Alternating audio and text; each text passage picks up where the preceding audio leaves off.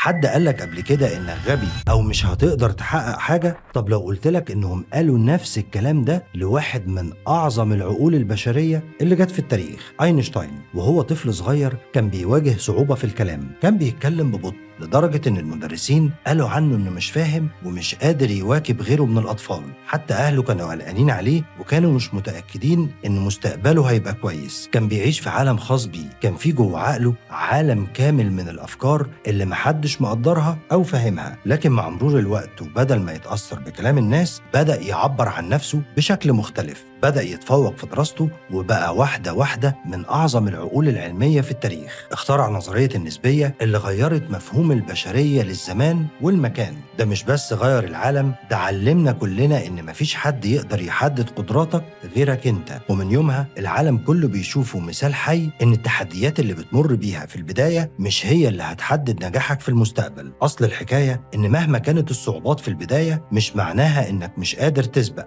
أحيانا البطء هو اللي بيخليك تفكر بشكل أعمق وتوصل لأفكار مش تقليدية. ما تخليش كلام الناس يوقفك، لأنك لو مؤمن بنفسك هتقدر تحقق حاجة كبيرة في المستقبل. وهكرر عليك السؤال،